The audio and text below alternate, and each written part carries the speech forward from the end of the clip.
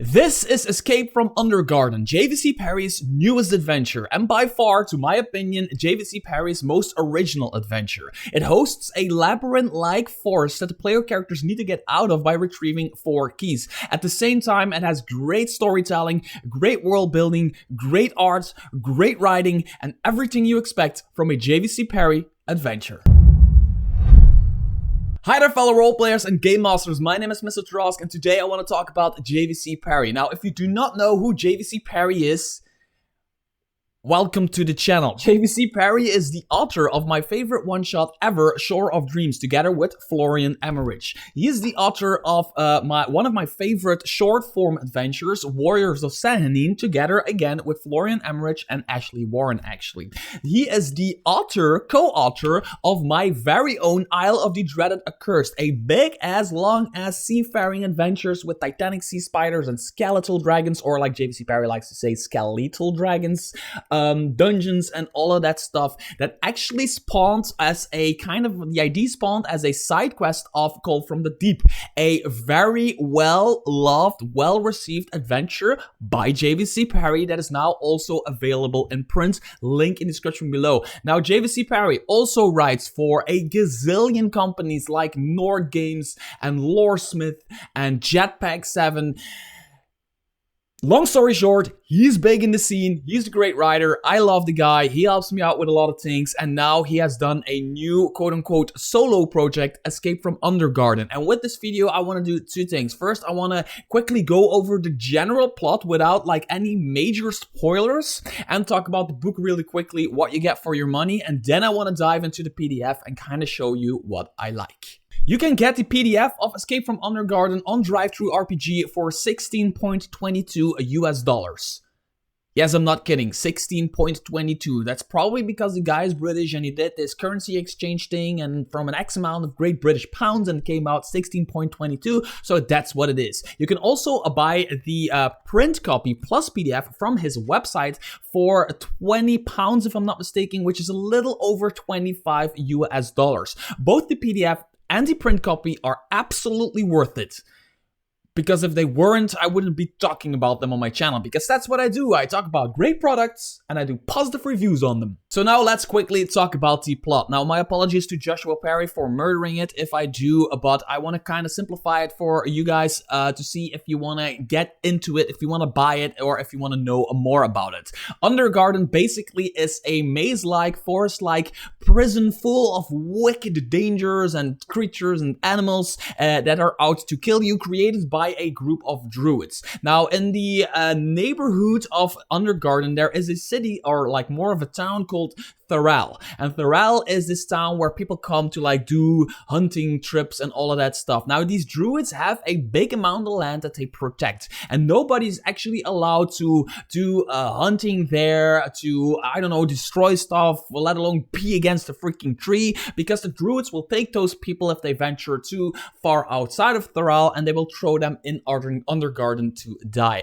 And that is exactly what happened. The player characters get in to Tharal, where it has an inn, it has NPCs, it has side quests, it has everything that Joshua Parry does really well, which is like this world building, like this town itself is like a living and breathing organism almost. But they find out that somebody's sister was taken by the druids and thrown into some kind of prison in the forest, which is Undergarden, of course. Now the reason for that is a few years ago there was this big deer, which is right in the beginning of the book, right here, there was this big deer spotted in the forest with golden antlers, like solid golden antlers. And people from far and wide have been coming to do hunting trips to fight this, to hunt and kill this deer for their own. And of course, the druids don't really like that, so they're tossing people in Undergarden. Now, it is up to the players to get to Undergarden, save the person who was the sister who is trapped in Undergarden, and then they found out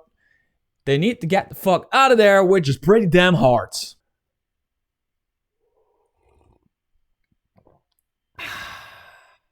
Oh, would you look at that? A coffee cup with my monstrous face on it. Link description below.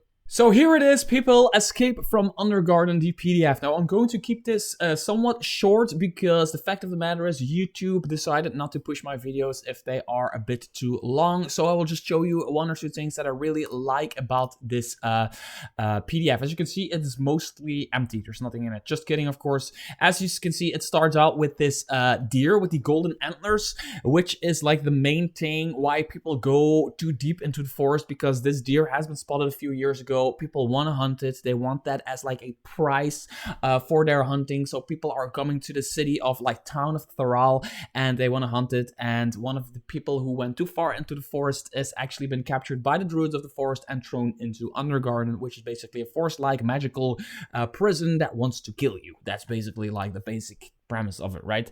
So a few things that Joshua Parry does very well. Like there's three things. The first thing is the world building in a town. JVC Parry does a really good job of always does really good jobs of having towns in his adventures that actually have interesting NPCs, interesting shops, interesting taverns. Everything about it is interesting. For example, the other adventures I talked about earlier in the video, Warriors of Sahanin has it. It has a town. Shore of Dreams has a town with the inn is actually called Shore of Dreams. My Dreaded Accursed has a Mountain Food Village, which I came up with, but he helped flesh out completely. And here he does it again with the town of Thrall. As you can see from the artwork, some pretty cool artwork here of interesting NPCs. It's always mapped out. There's like many different locations you can go to. As you can see, it's there's the locals, some stuff they can say, some stuff you can say. So Joshua does a really good job in like setting the tone of an adventure, starting from the town that the adventure starts in. And as you can see, kudos to the person who did the layout, which I really like these routes on these pages here everywhere. Then another thing he does very, very well is actually, I need to see where... So let's go first to Undergarden itself. Undergarden is like the prison, right? And what I really, really like are random encounters. Random encounters for JVC Parry's adventures always make sense within the story. I know it sounds a little bit weird, but there is like, for example, the adventure that does it the best, sorry I'm rambling, is Warriors of Sahanin does it the best for me up until now, where if you encounter a specific random encounter, it drives the plot forward. It gives you information about what to expect later in the adventure. But what he does here is really cool because he has encounters within the prison, within Undergarden, that you can encounter either in the spring, either in the summer, either in autumn or winter.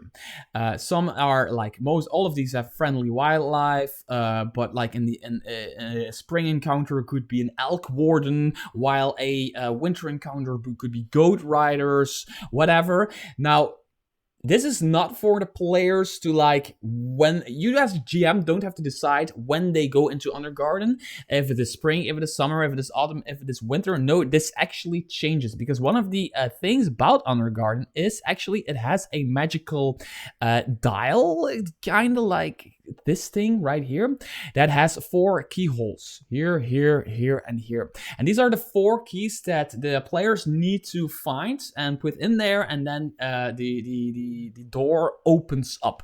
Now, if you point this thing north, as you can see right here, it becomes winter in Undergarden. If you point it east, it becomes autumn. If you point it south, which it currently is at the start of the adventure, is summer, and west is spring. Now, every key has a location and a different way to retrieve the key. For example, one key is stuck in a tree.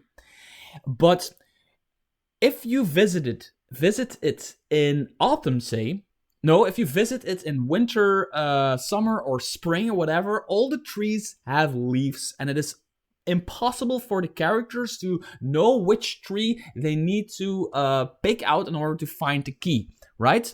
So they need to turn the dial east in order to have it be autumn, so that all of the leaves fall instead of the but not from the tree that that has the key, if that makes any sense. I know I'm trying to like explain it, but that's it. Like all of the encounters have one season that actually makes that encounter easier or like even doable in a sense. Like here's the Glade of the Evergreen Oak. So there is the Evergreen Oak. It is the Autumn key. So it has to be Autumn, I think, for it to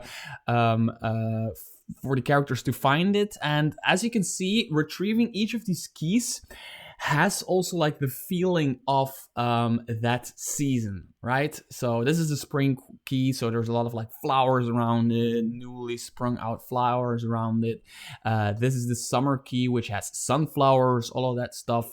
And one of my favorites is this one right here, which is from the Bear King. You need to retrieve this from the Bear King, which is pretty damn hard to begin with, but there is also a stream right here, and every season outside of summer, this stream covers this entire cave. So getting inside of this part of the cave is really hard. You need to climb like this surface above the water all the way to here to get in there. So you need to return while it is summer, because then you have like this pathway. On the other hand, if you want to defeat the Bear King and retrieve his key, there's another thing, because to retrieve the winter key, a blue and white key with a snowflake handle that hangs around Barrick's neck, the characters must either defeat Barrick or sneak up on him and succeed on a DC 14 dexterity check to remove the key without waking him. Now, during winter, Barrick hibernates, dropping the DC for both checks to 10. So, yeah, you need to sneak in there and do a sleight of hand thingy in order to get the key. But if it's summer, then it is easier to get actually like in the cave right here. But if it's winter, it's easier to sneak up on the Bear King. So it's up to the players to kind of like find their strategical and tactical way of getting around this prison-like thing that is called Undergarden. And there's 4 of these puzzle-like environments. Every environment has its own thing going on. I don't want to spoil all of it, because I want you as a GM to really read it and take it in, because that's one of the other things that JVC Parry does very, very well, and that is just having like these puzzle-like elements in his games where an encounter is not just like, oh, here, by the way, there's an end boss, a beginning boss, a middle boss, whatever. No, it's like you need to retrieve 4 keys, and all of them have a different way of retrieving it. It actually really reminds me of Shadows of the Dust Queen by Cobalt Press, where you need to find, if I'm not mistaken, 5 shards of a mirror, a magical mirror, and all of these shards are scattered across a forest. And you need to bring them together in order to like form the mirror again, right? And all of the, like every shard, it's completely different how you retrieve that shard. One is a role-playing encounter, the other one is the common encounter, the other one is a choice between the two, the other one is a puzzle. And that's how JVC Parry does it very, very, very well. And all of the original creatures that you encounter in this book are actually statted out in the appendix. They have their artwork in the story itself, within the artwork of like the environment, or like you just seen the Bear King, whatever. So the stat blocks are actually in the back. All of them, if you need them, you can grab them. And also there's an appendix about rare mushrooms. Yes, JVC went the mushroom path for some reason. We lost him. We lost him, man. He's gone. He's gone. So, for example, violet wax caps are bright violet-colored toadstools whose scabs appear to be partially molten, dripping like wax from a lit candle. Although highly unpleasant in taste, eating a violet wax cap restores 2d4 plus 2 hit points. So basically a potion of healing. There is one that gives levitate, and there's a dread cap. Let me see what that does. A creature who ingests dread cap must succeed on a DC 18 Constitution saving throw. Wow. Or take 3d6 poison damage and become poisoned. The poisoned creature must repeat the saving throw at the start of each of its turns. So that's every 10 seconds.